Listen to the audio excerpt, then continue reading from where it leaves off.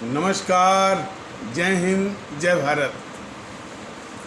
भारतीय अवाम ताकत दल अपने भारतीय भाई बहन अर्थात अपने देश भारत की जनता अर्थात अपनी भारतीय अवाम से भारतीयता आधारित आपसी श्रद्धा, भारतीयता आधारित आपसी स्नेह, भारतीयता आधारित आपसी प्रेम, भारतीयता आधारित आपसी अखलाक मोहब्बत, भारतीयता आधारित आपसी सहयोग, भारतीयता आधारित आपसी सम्मान, भारतीयता आधारित आपसी एकता, भारतीयता आधारित आपसी भाईचारा तथा भारतीयता आधारित आपसी सद्भाव को समझने व उसे आत्मसात करके वैसा ही आचरण एवं व्यवहार करने हेतु और इसके पूरे देश में प्रचार प्रसार करने हेतु और प्रत्येक देशवासी को इसकी अहमियत और महत्व को समझाकर उसे अपनाते हुए वैसा ही आचरण एवं व्यवहार करने हेतु और प्रत्येक देशवासी को अपना ही भारतीय भाई बहन मानकर, समझकर, अपनाकर उनके साथ वैसा ही और उसी अनुसार आचरण एवं व्यवहार करने हेतु सतत, सदैव और हमेशा अदब के साथ, आदर के साथ अर्ज करता है, विनती करता है। अब हम सभी लोग वो जो नई शिक्षा नीति है उसी पर एक राष्ट्रभक्ति और देशभक्ति और मुल्क परस्ती के जज्बे की कसौटी पर कसते हुए उसका विश्लेषण करेंगे। तो उसमें एक पहलू आया था नैतिक शिक्षा का। नैतिक शिक्षा पर जो है दिखावे के लिए कुछ भी कहते रहे, लेकिन जरा भी ध्यान जो है मतलब सन 1947 के बाद बिल्कुल नहीं दिया गया। जीएनपीसी, गांधी नेहरू परिवार, चांडाल चौकड़ी, काकस तो इसकी हर तरह से दुश्मन थी। तो लोगों में चरित्र का निर्माण हो, उनके आचार विचार में शुद्धि आए, शुद्धता आए और उनके विचार, उनकी आत्मा पवित्र हो, ये कभी नहीं चाहती थी। वो तो हमेशा तिकड़म, झूठ और फिर इसी तरह का साम्राज्य, इसी तरह के लोगों का वो बोलबाला स्थापित कर रही थी और बोलबाला स्थापित हो भी गया है। तो उससे वो नैतिकता की बात करना और नैतिक शिक्षा की उम्मीद करना ही व्यर्थ है, क्योंकि वो इस देश की सबसे बड़ी शत्रु है। जीएनपीसी, गांधी नेहरू परिवार, चांडाल चौकड़ी, जिसे आप लोग भ्रम या भूल या गलतीवश कांग्रेस कह रहे हैं, वो कांग्रेस नहीं है, एक पारिवारिक कुनबा है, एक फैमिली कोटेरी है और बहुत ही खतरनाक। और उसके बाद ये बीजेपी और मोदी की सरकार, यह भी राष्ट्रवाद का एक नकली या छद्म या कपटपूर्ण मुखौटा लगा करके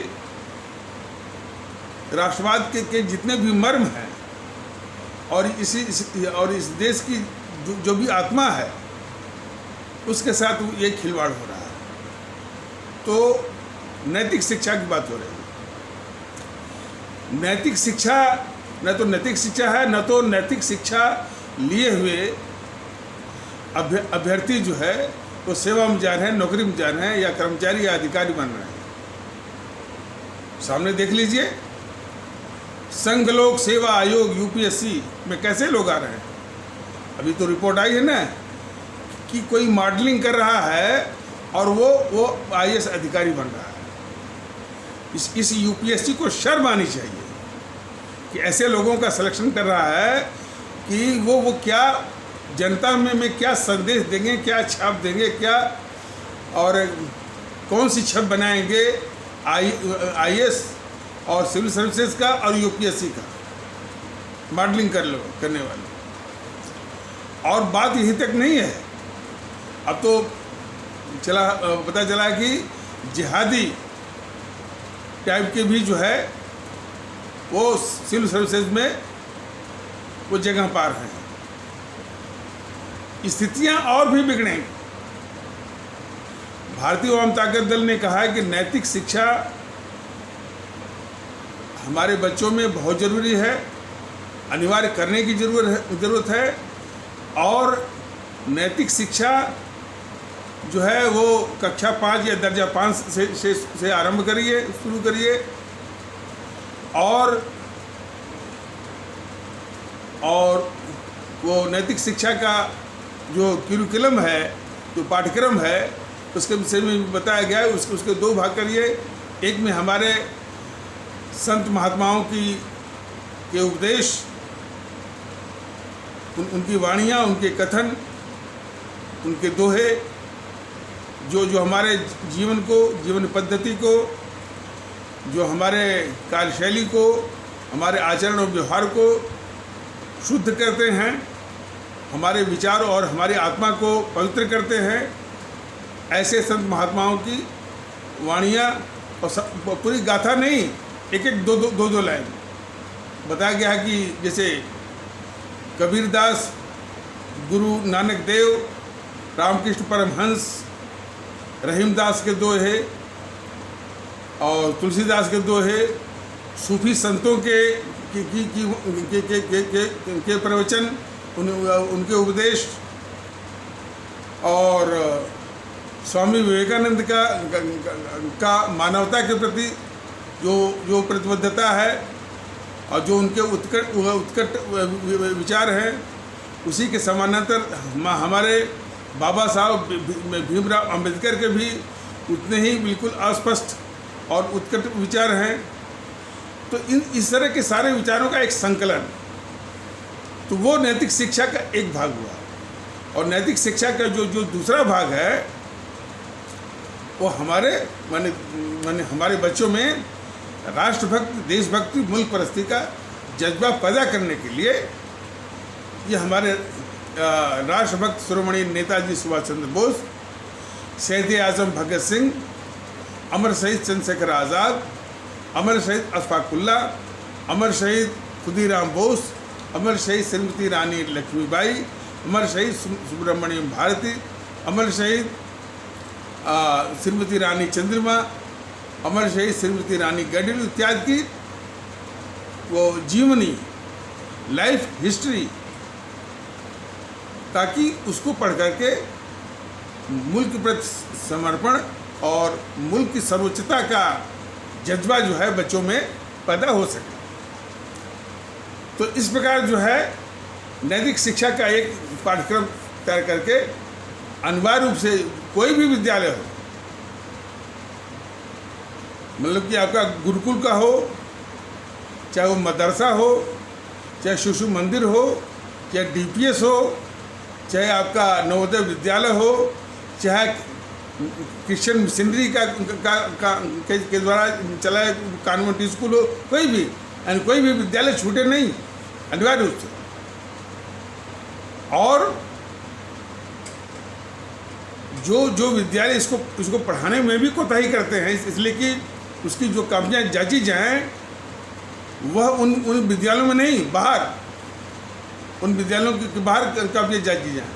और जिन विद्यालयों का परफॉर्मेंस, उनका जो भी कार्य है, यदि उस पैमाने पर खरा नहीं उतरता है, उन विद्यालयों पर कार्रवाई भी होनी चाहिए कि यदि वो लापरवाही से, यदि वो नैतिक शिक्षा के पाठ्यक्रम पर दिखावे के रूप में और लापरवाही के रूप में वो इस तरह का व्यवहार करते हैं, इस तरह का बर्ताव करते हैं, तो उनके साथ सख्ती से पेश आकर के कार्रवाई की भी ज़रूरत है,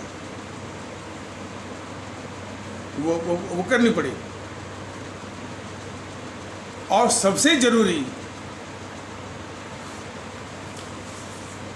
जो नौकरी में सरकारी कर्मचारी तंत्र, सरकारी कर्मचारी तंत्र हो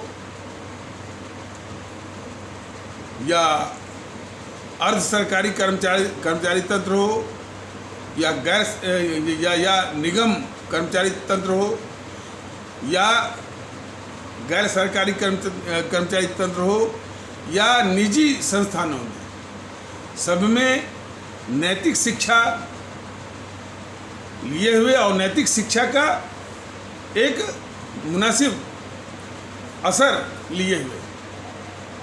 ये नहीं कि बस किताब देखा और 33% पास कर लिया, नहीं, उसके पठन पाठन से उसके दिलो दिमाग पर वो जज्बा आया है कि नहीं आया है, इसके बाद ही।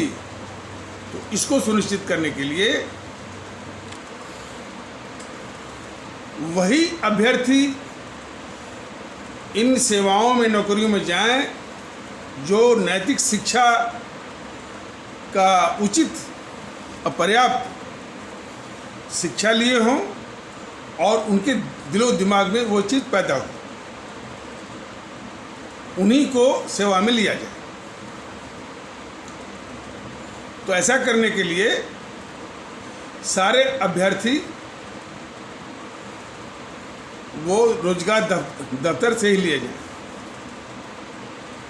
और उन रोजगार दफ्तरों में देखिए, इस बात को पिछले एक आध एपिसोड में बताया गया, लेकिन चूंकि ये इतना ज़रूरी है कि यानी कई बार वो बताने की आवश्यकता होगी, तो फिर से उसी को कहा जा रहा है। और रोजगार दफ्तर में पंजीकरण या रजिस्ट्रेशन उसी का होगा जो नैतिक शिक्षा के माने पाठ्यक्रम को उचित स्तर से उसको पास करेगा, उत्तीर्ण करेगा।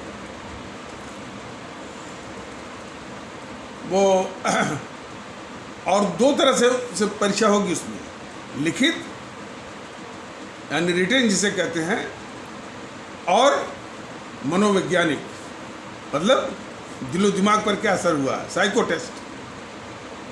तो उन्हीं का जो उसको पास करेंगे। अब कितना प्रतिशत होगा, तो इसके जो मतलब कि जो मतलब जानकार लोग हैं, जो दक्ष लोग हैं, वो निर्धारित कर सकते हैं कि लिखित में कितना न्यूनतम कितना प्रतिशत होना चाहिए और साइको टेस्ट में कितना न्यूनतम प्रतिशत होना चाहिए। ये सब विषय जो है, जो दक्ष लोग हैं, जो जानकार लोग हैं, ये विषय उनका है, तो उसके अनुसार वो उसको तय कर सकते हैं। तो उन्हीं का पंजीकरण होगा। तो सेवाओं में जो लोग भी जाएंगे, तो नैतिक शिक्षा के प्रति वो संवेदनशील भी होंगे, देशभक्ति के प्रति भी संवेदनशील होंगे, और जज्बा भी उनमें होगा। अब रही बात जो उच्च सेवाएं हैं, जैसे IAS, IPS, PCS, इसमें वही नैतिक शिक्षा थोड़ा सा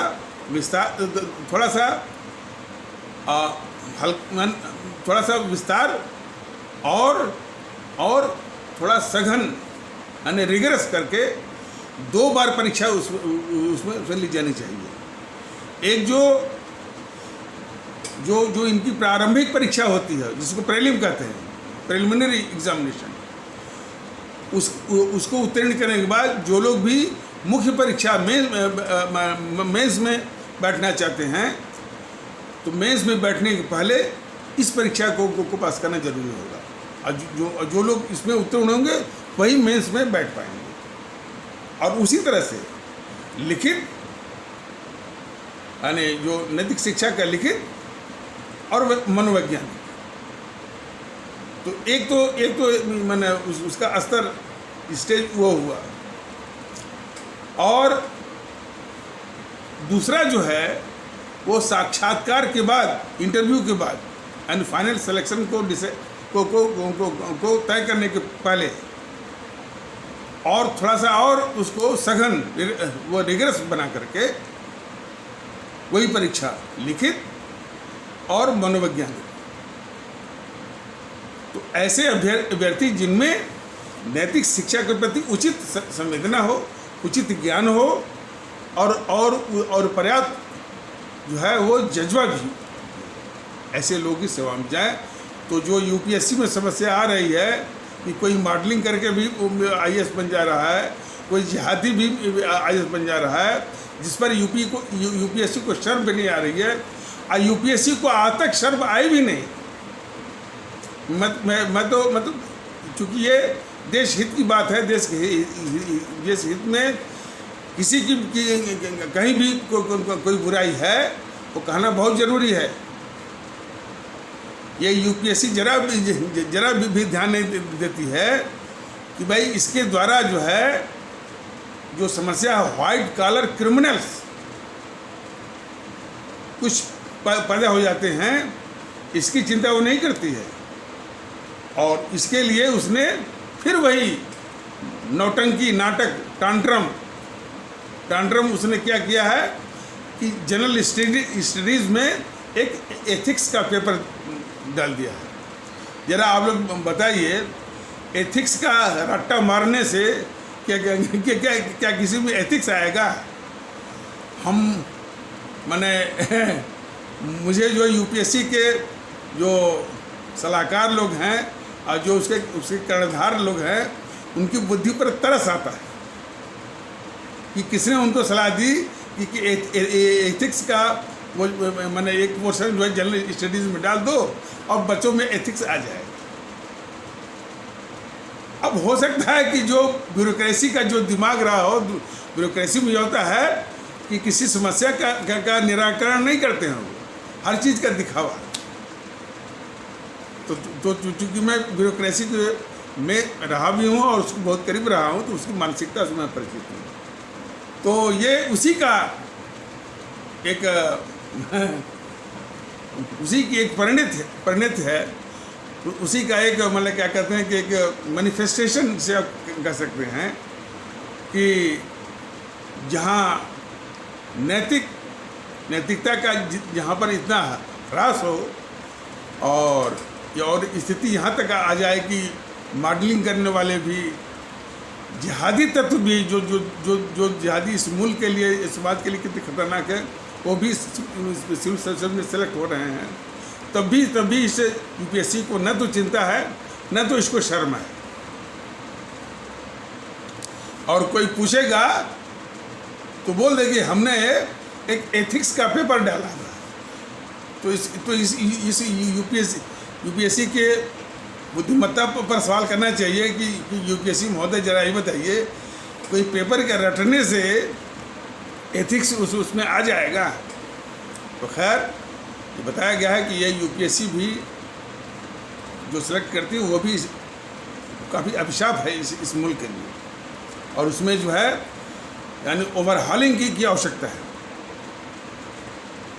जो आज देश की दुर्दशा है, करप्शन है, मैनिपुलेशन है, और भी तरह की जो बुराइयां, जो इल्स है, जो मेलेडीज़ हैं, जिसका कि हमारा भारतीय समाज, हमारा मुल्क उसको झेल रहा है, उसमें यूपीएससी के द्वारा चुने गए प्रोडक्ट का भी एक अच्छा खासा हिस्सा है। तो ये है, तो नैतिक शिक्षा की आवश्यकता इतनी है कि ये वो दर्जा 5 से शुरू करिए, कक्षा 5 से शुरू करिए, और कोई भी विद्यालय छूटे नहीं। गुरुकुल, मदरसा, कॉन्वेंट स्कूल, डीपीएस और आपका शिशु मंदिर, नवोदय विद्यालय और बाकी तो जो सरकारी स्कूल हैं जो इसके माने आपके जिला परिषद के या नगर निगम के सरकारी, उसमें तो खैर होगा ही। और फिर उसमें एम्प्लॉयमेंट एक्सचेंज में माने कि रोजगार दफ्तर में पंजीकरण के लिए फिर से परीक्षा, यानी उसकी लिखित परीक्षा भी होने लग गया, और जो उत्तीर्ण होंगे उन्हीं का पंजीकरण होगा। और और उसी रोजगार दफ्तर से ही सबको सेवा में जाना है, लेना है सबको। कोई भी कंपनी जो भी कंपनी भारत में है, वो विदेश से किसी को लाती है, उसको छोड़ करके भारत में यदि किसी को भर्ती करती है तो उसको इस प्रक्रिया का पालन करना ही पड़ेगा कि उसको रोजगार दफ्तर से ही उठाना पड़ेगा। और रोजगार दफ्तर में वही पंजीकृत होंगे जो नैतिक शिक्षा को उचित रूप में उत्तीर्ण किए रहे होंगे। तो इस प्रकार से सरकारी तंत्र में, सरकारी कर्मचारियों और अधिकारियों के तंत्र में यानी ये नैतिक शिक्षा, नैतिक बल और उसका जज्बा उचित रूप से पैदा किया जा सकता है। अब आ जाइए, वो हिंदी की भी बात हो रही थी, तो हिंदी की दुर्दशा का एक तो देखिए, ये सारा कुछ जो है यह मोदी जी के शासनकाल में चल रहा है। कौन मोदी जी? राष्ट्रवाद। अभी तो ये राम जन्मभूमि पूजन कराए हैं और कराने के बाद तमाम सर्वे करवा रहे हैं कि कितना कितना परसेंटेज हमको वोट मिल रहा है। और सर्वे करने वाले भी बड़ा विचित्र है। वो चैनल जो जीएनपीसी के द्वारा स्थापित किए, जैसे आज तक जो है जीएनपीसी के चमचे के द्वारा स्थापित वो चैनल है, अरुणपुरी के द्वारा। तो वो भी मैंने राम मंदिर के बाद जो है बीजेपी के पक्ष में वो सर्वे बता दे रहा है। तो अब इससे स्पष्ट हो रहा है कि भाई अब या तो वो चैनल वाले बीजेपी को अपरोक्ष रूप से बदनाम करने के लिए, भाई देखिए राम जन्मभूमि के बाद जो है कि कितनी इसकी वोट के लिए, कितनी घिनौनी बात है। और हर इस देश में कोई भी काम किया जाएगा तो वोट के लिए। वो दिमाग कितना लालची है और कितना सड़ा हुआ है। राम जन्मभूमि पूजन के विषय में भारतीय जनता दल ने अपना नजरिया स्पष्ट किया हुआ है कि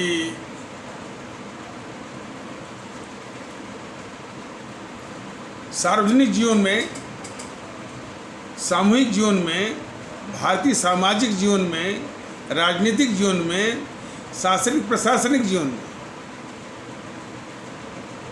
और जनसेवी एंड डिलीवरी जीवन में किसी भी पंथ की, हिंदू सनातन हो, इस्लामिक हो, ईसाई हो, सिख पंथ हो, कोई भूमिका नहीं है, नहीं है, नहीं है। हम सभी को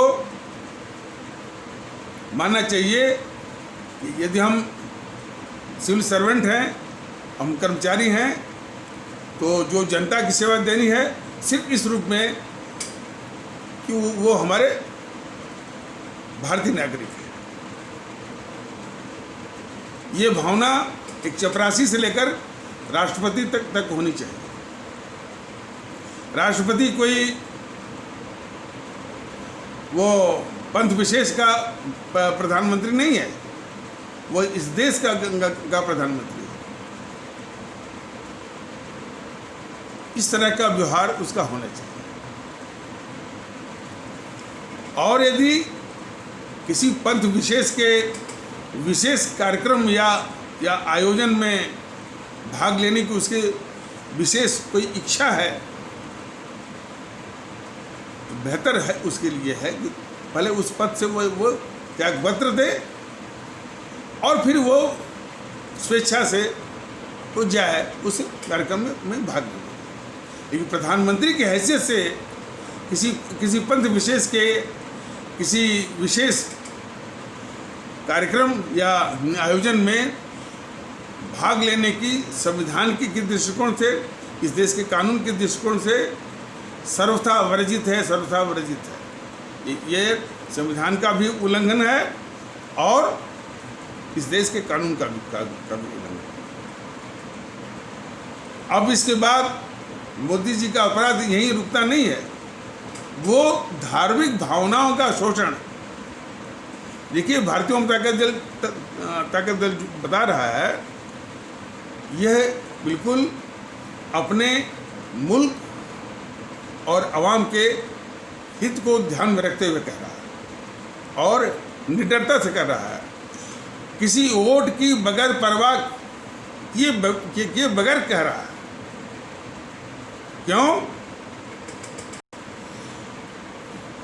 हिंदुत्व का सदैव विरोध करने वाली, राम को काल्पनिक कहने वाली, हिंदू आतंकवाद को सभी आतंकवाद से अधिक खतरनाक मानने वाली कांग्रेस जो है आज उसी बहती हुई जो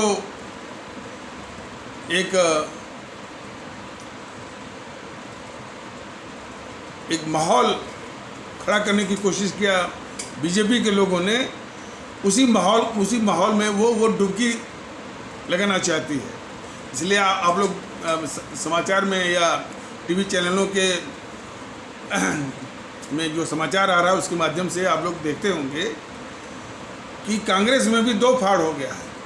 एक जो है इसमें डुबकी लगा करके माने वो हिंदू भावनाओं के शोषण में शामिल होना चाहता है, और एक उसी जो पुरानी वाले रट पर कायम है। तो ये हालत है। लेकिन ठीक इसके विपरीत भारतीय जनता का दल राष्ट्र के हित में क्या है, हमारे देश हमारे मुल्क के आदरणीय भारतीय भाई बहनों के हित में क्या है, इस देश की स्थिरता किस में है और इनको सुकून कैसे मिलेगा, इस पर भारतीय जनता का दल बिल्कुल अटल है। और किसी को भी संदेह हो तो बात भी कर सकता है। तो उसी संबंध में बता रहा है कि शासनिक प्रशासनिक जीवन में चाहे वो राष्ट्रपति हो, प्रधानमंत्री हो, मुख्यमंत्री हो, कोई भी हो, और राजनीतिक जीवन में वो सांसद हो, एमएलए हो या नबी हो, कोई भी इस तरह से नेता हो, और भारतीय सामाजिक जीवन में किसी भी पंथ की कोई भूमिका नहीं है, शून्य है। पंथ हर एक नागरिक का अपना एक व्यक्तिगत वो आस्था है, कन्विक्शन है, जिसको राष्ट्र के हित में आवश्यकता इस बात की है, उसको व्यक्तिगत रूप से निभाने की जरूरत है। घर के अंदर जो भी विधि पसंद हो, धूपबत्ती से लेकर धूपबत्ती, अगरबत्ती, हर कीर्तन, भजन, घंटी बजाना, कुछ भी करिए, इबादत, सिजदा, नमाज, कुछ भी कर, जो भी पसंद करिए घर के अंदर। घर के बाहर जो हमारा सामूहिक जीवन है, जो हमारा जो सामूहिक भारतीय सामाजिक जीवन है, जो हमारा यानी ये सार्वजनिक जीवन है, जो हमारा राजनीतिक जीवन है, और इस पर शासन प्रशासनिक जीवन में पंथ की जरा भी कोई भूमिका नहीं है। सर्वोच्च न्यायालय ने आदेश दे दिया, न्यास बन गया, माने ट्रस्ट बन गया, न्यास बन गया, न्यास अपना काम करेगा। ये होता है कानून का राज। लेकिन उसमें जाकर प्रधानमंत्री अपनी क्षमता में इस तरह का तमाम एक फैनफेयर क्रिएट करें और वोट बटोरें, उसके बाद जो है वो सर्वे करवाएं, ये क्या है? ये बिल्कुल स्पष्ट रूप से, और उसी में ये माने हिंदुत्व का हमेशा माने विरोध करने वाली जेएनपीसी भी उसी में डुबकी वो लगाना चाहती है, सिर्फ वोट के लिए। और जहाँ भी उसको वोट मिलेगा, वोट जो है 5 साल जो है वो गाली देती रहेगी, वो हिंदुत्व को बदनाम करती रहेगी, हर मौके पर स्वयं बदनाम करेगी, और अपने जितने उसके सिपा सालार हैं, खास करके दिग्विजय सिंह और चिदम्बरम और सुशील शिंदे ने तो जो है हिंदू आतंकवाद की थ्योरी ही गढ़ी थी, और कितने लोगों को बुरे रूप में फंसाया था, देश से भूलता नहीं है।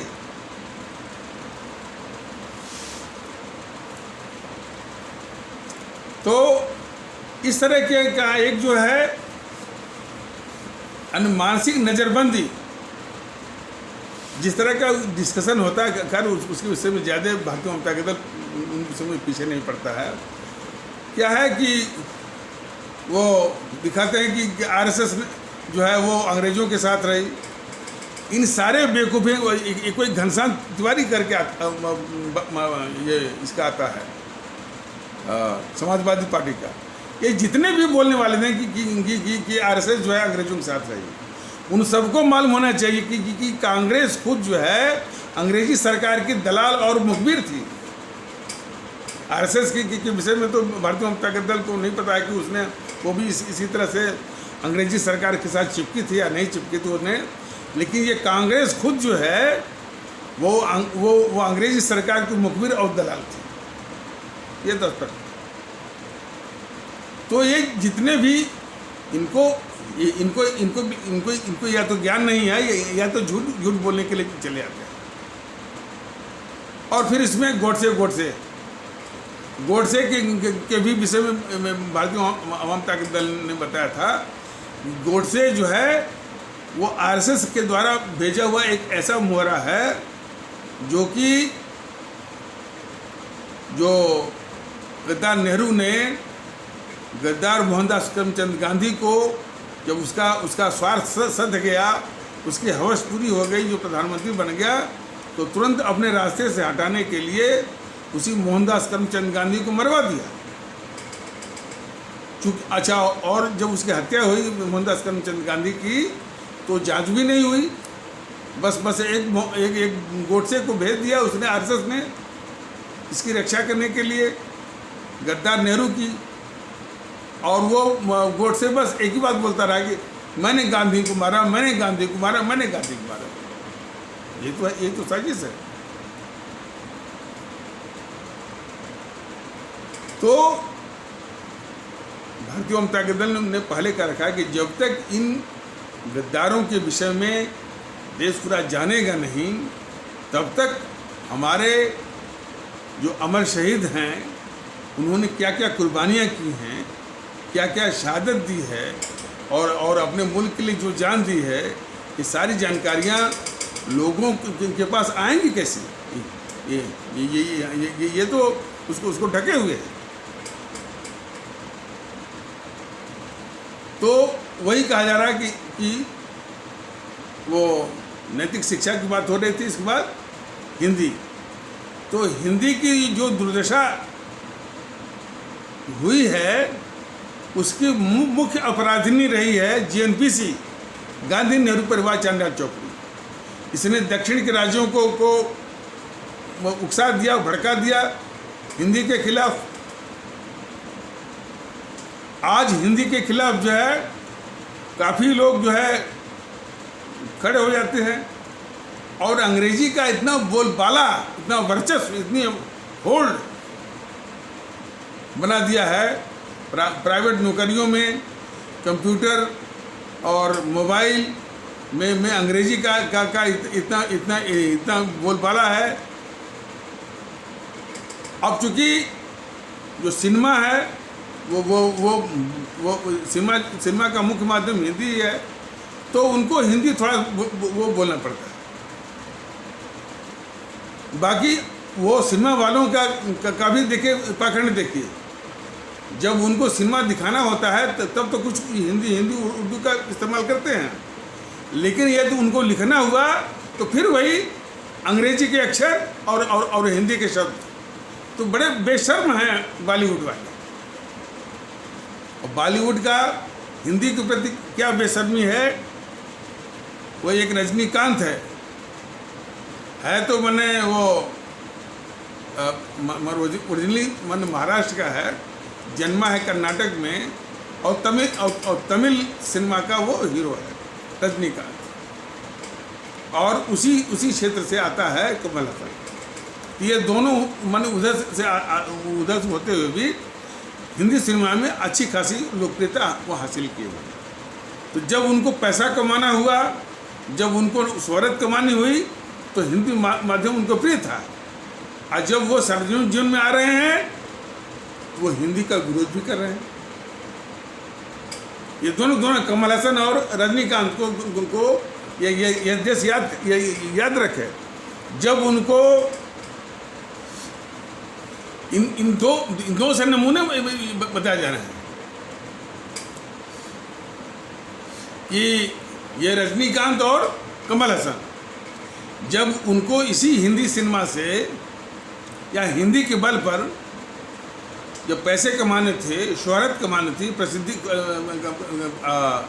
कमानी थी, तो हिंदी जो है उनके लिए एक सहारा थी। हिंदी बोलते थे, करते थे। और जब ये सार्वजनिक जीवन में आए तो सबसे पहले इन दोनों ने वो हिंदी का विरोध किया। तो इस तरह की मानसिकता जरा देखिए ये बॉलीवुड के लोगों का कि हिंदी का क्या दुर्दशा कर रहे हैं बॉलीवुड वाले। कोई भी इस तरह से जो लिखा हुआ आता है शब्द हिंदी के और अक्षर रहेंगे अंग्रेजी के, वो क्या दिखाना चाहते हैं कि अक्षर के मामले में हिंदी कमज़ोर है। उन सबों ने मैंने वो हिंदी कभी सीखा ही नहीं, सीधे कॉन्वेंट में पढ़े और जो है जो फिल्म और टेलीविज़न इंस्टीट्यूट पुणे में वहाँ से किया और इसमें हो गए। हिंदी से कोई वो पाला पड़ा नहीं और हिंदी के प्रति कभी सम्मान रहा नहीं।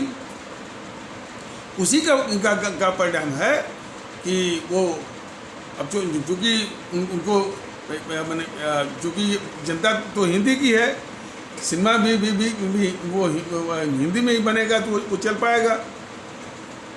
तो इसलिए जब भी कोई लिख के आता है तो शब्द रहेंगे हिंदी के और अक्षर रहेगा वो अंग्रेजी का।